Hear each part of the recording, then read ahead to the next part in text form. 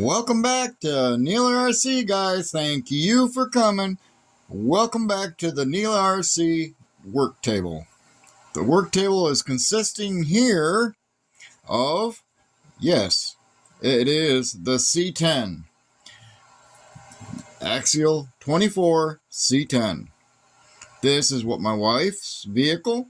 She is what this was originally mine.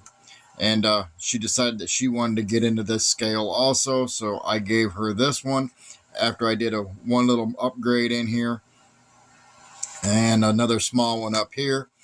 We'll get in that in just a minute. This is the Axial SCX24 C10 pickup. My wife calls this the Gray Ghost. This Gray Ghost is running on some really beefy little tires here. I like it. It does get over my rocks real well. The tread pattern is a little on the stiff side because it is so light, but at the same time it scoots over the sand and some of the other rock that my other ones have a tendency of digging into. So let's go ahead. We'll open this thing up. We'll give you a little talk too about what's inside. And yes, as you can tell, there's teal and Jura in it, all kinds of goodies. So let's pop this top and take a look and see what we got.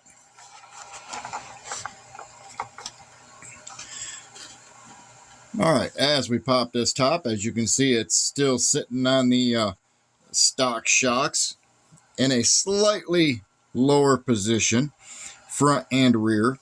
I did take the stock shocks and move them off of this area that they had back in here somewhere and move them to the frame. It allowed that rear end to get a little bit more leverage there. The front end is really soft and springy, just the way I'd like to keep it. It grabs the rocks. It does do a very fine job. As you can see from what I am touching here, we have yet another Komodo motor and Lizard transmission case here. This is on the Gray Ghost. It is a 1212-3450 motor. It is a smaller Komodo motor. It don't really act it. It does real good because the vehicle's so light, I guess is what it is. She is running her Fly Sky receiver up here. It is running the Lizard ESC with the Bluetooth module stuck to the bottom. Makes it easier to turn on and off. It does run this here little bitty battery. It is a thin one. It's a little 2S battery, 7.4 volt, 330. Yeah, that is a 30, a 3C. Yeah, it's a 30C anyway, discharge. This one here is running up here on a spur gear. I'm assuming it's the 32 tooth. They're the really small stock gears that were turned into metal. I didn't change the gear ratio at all. It is running just a 10 tooth pinion gear on this. It is a reaction dynamite motor. Not had any problems with this particular battery in this. We did get two of them.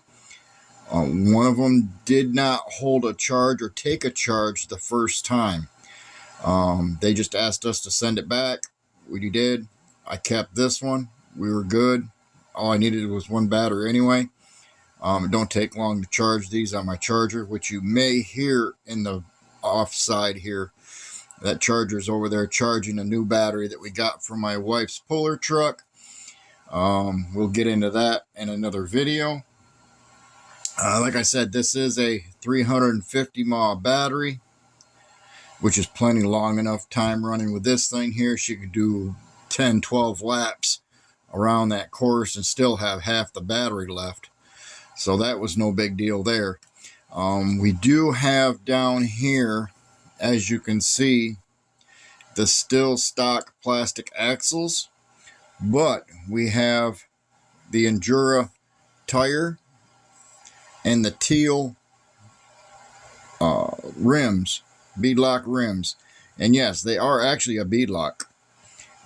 These do have the harder stock foams in them in the front, and it's got the really light ones in the back.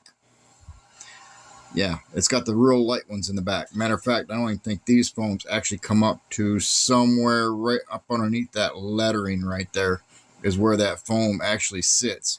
It sits more or less from the top of the tread to the bottom of that lettering. It's nothing but air. It seems to work well on the rocks. It also gives a little bit of a flotation when you're coming into that soft sand. It does not want to sink down into it. The tire here does have a tendency of folding in the middle a little bit, which does give it a little more tread area and keeps it from sinking when you're going up little sand hills and whatnot. I did go ahead and I did stick some shrink tape around some of the wiring to keep it up and tie it together, because these wires were like 4 miles long, a lot longer than what they needed to be. I wasn't going to try and solder these JSTs in place. Not happening. I'm not going there. We did do some modification work here as far as the receiver tray and the battery tray. Dropped it down just a little bit in the back.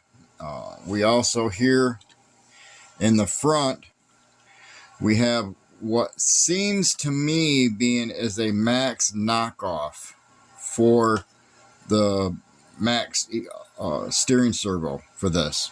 And this here is going to be the Servo ECU827. I don't know if you can read that there, but there is. It's an ECU827 is the number. She also has the teal steering links here in the front. We haven't broke the plastic ones yet, surprisingly. She hasn't had any problems with these plastic housings on this yet, so I haven't changed it. I can't bring myself to change something that hasn't broke.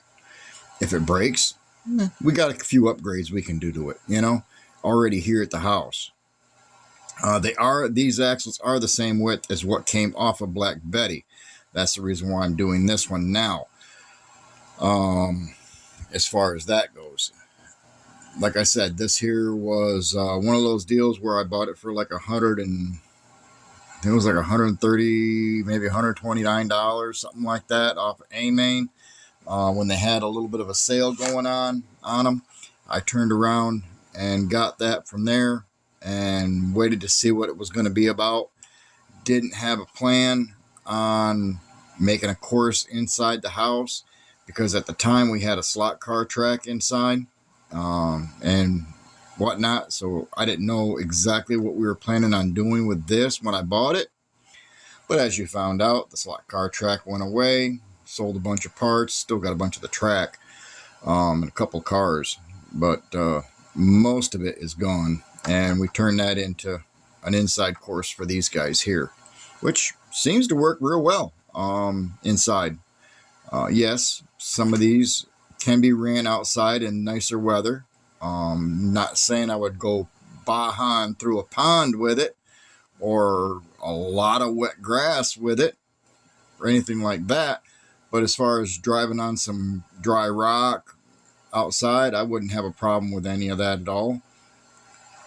But yeah, that's what this is. Just a happy little rig right here. Loves to run. My wife loves to run it around on the course. We haven't put the lights up here on the rack.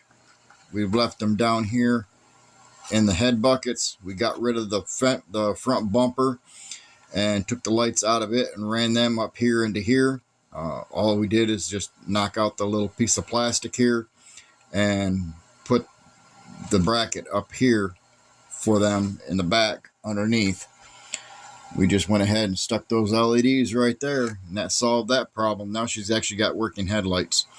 It does not have any taillights other than just decals. And yes, it is a Chevy.